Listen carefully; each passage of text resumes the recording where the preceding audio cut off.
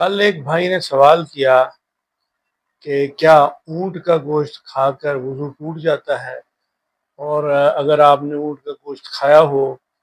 اور اس کے بعد آپ نماز پڑھنا چاہ رہے ہوں تو آپ کو وضو تازہ کرنا چاہیے۔ تو یہ اس کے بارے میں حضرت جابر کی جو روایت ہے اس کے اندر یہی اگرچہ کہا گیا ہے، لیکن اس کی جو صحیح صورتحال ہے وہ یہی ہے، اور سارے ہی ائمہ جو ہیں اس بات پر وہ متفق ہیں، فقہ کے جو ائمہ ہیں، کہ اونٹ کا گوشت بھی دوسرے گوشت کی طرح جو ہے وہ حلال ہے، اور اس کا وضو کے ٹوٹنے کے ساتھ کوئی ایسا تعلق نہیں ہے۔ اس لیے گوشت کھا کر، اور خاص طور پر جو پکی ہوئی کوئی چیز ہے، پکی ہوئی چیز کھانے کے بعد اس کے لیے کوئی بھی وضو کرنے کی ضرورت نہیں ہوتی۔ تو لیکن یہ لوگ یہ سمجھتے ہیں کہ شاید اس وجہ سے پھر ایک کانفلکٹ سا پیدا ہو جاتا ہے، ایک اختلاف رائے کی صورتحال پیدا ہو جاتی ہے، تو لوگ پریشان ہو جاتے ہیں۔ تو جس طرح دوسرے گوشت کھانے کے بعد وضو کرنا ضروری نہیں ہے، بہتر یہ ہے کہ کلی وغیرہ کر لی جائے، اور اس طرح دانت مسواک وغیرہ بھی کر لی جائے،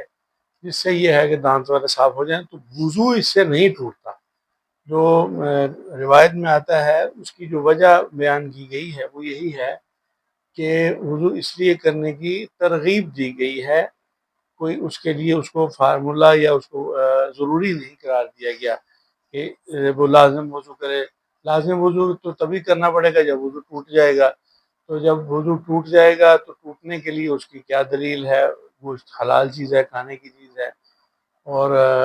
کھانے کی چیز سے تو وضو نہیں ٹوٹتا۔ وہ وضو کے ٹوٹنے والی تو جو فارمولے ہیں وہ تو وہی ہیں۔ اونٹ کا گوشت ہے، ایک تو اس میں چربی بہت زیادہ ہوتی ہے، تو چکناہٹ سی ہوتی ہے، اور ایک خاص قسم کی بو بھی گوشت میں ہو، تو ہر گوشت میں ہوتی ہے، چاہے وہ چکن ہو، چاہے وہ بیف ہو، مٹن ہو، گوشت کسی بھی قسم کا ہو، مچھلی کا ہو، ہر گوشت میں ایک خاص قسم کی بو پائی جاتی ہے۔ تو اگرچہ اس کو ہم لہسن وغیرہ مسالوں سے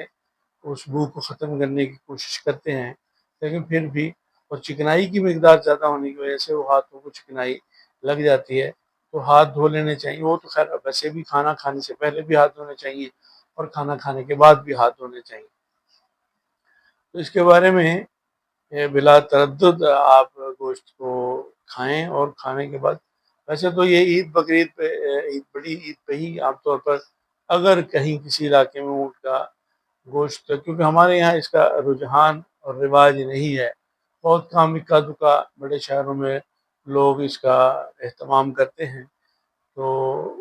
اونٹ کے گوشت میں وہ اسی طرح حلال ہے جس طرح دوسرے گوشت حلال ہیں، اور ان کے کھانے کے بعد جس طرح دوسرے گوشت کھانے کے بعد وضو ضروری نہیں ہے، اسی طرح یہ بھی اسی طرح کا ایک گوشت ہے۔ اس کے بارے میں تو بلکہ ایک روایت میں آتا ہے کہ حضرت عبداللہ بن سلام رضی اللہ تعالیٰ عنہ، جو اسلام لانے سے پہلے یہودی مذہب سے تعلق رکھتے تھے، اور یہودی مذہب میں چونکہ اونٹ کا گوشت کھانا منع ہوتا ہے، تو آپ کے دل میں خیال آیا کہ اگر میں اونٹ کا گوشت نہ بھی کھاؤں تو اسلام کو اس سے کیا فرق پڑتا ہے۔ یہ خیال ہی دل میں تھا ان کے، اور انہوں نے اس کا اظہار کسی سے نہیں کیا تھا کہ بھئی میں کھاؤں یا نہ کھاؤں، کسی سے مشورہ کیا ہو۔ تو قرآن نازل ہو گیا، ادخلوا فی السلم کافہ، کہ اسلام میں پورے کے پورے داخل ہو جاؤ، ولا تتبعوا خطوات الشیطان۔ اور تو کہنے کا مقصد یہ ہے کہ اسلام میں پورے کے پورے داخل ہونے کا مطلب یہ ہے کہ جس طرح دوسرے گوشت حلال ہیں، تو ایک مسلمان کو دل میں اپنے پچھلے پرانے مذہب کے جو اثرات ہیں، اس سے ایک یہ نقطہ بھی سمجھ میں آتا ہے کہ ہمارے یہاں جو ایسی رسوم، ایسے رواج، یا ایسے جو ہمارے کھانے پینے کے عادات و اطوار ہیں، یا رہن سہن کے رواجات ہیں، جو ہم نے اسلام لانے کے بعد ان کو زندہ رکھا ہوا ہے، تو اس سے اگر اسلام کی تعلیمات کے اگینسٹ کوئی برعکس یا اپوزٹ کوئی ایسی رسم یا رواج پایا جاتا ہے، تو اس کو بھی اسلام کے مطابق ہی عمل کرنا چاہیے، اور ان رواجوں اور رسوم کو اس روایت کی روشنی میں یہ بھی ایک اس کی تعبیر و تشریح کی جا سکتی ہے۔ اسلام لانے کے بعد انہوں نے سوچا کہ چلو میں اگر نہیں بھی کھاتا تو ویسے کوئی نہ ملے، اور وہ اویلیبلٹی کا ایک مسئلہ الگ ہوتا ہے، لیکن اگر مل رہا ہو، سامنے ہو، تو اس سے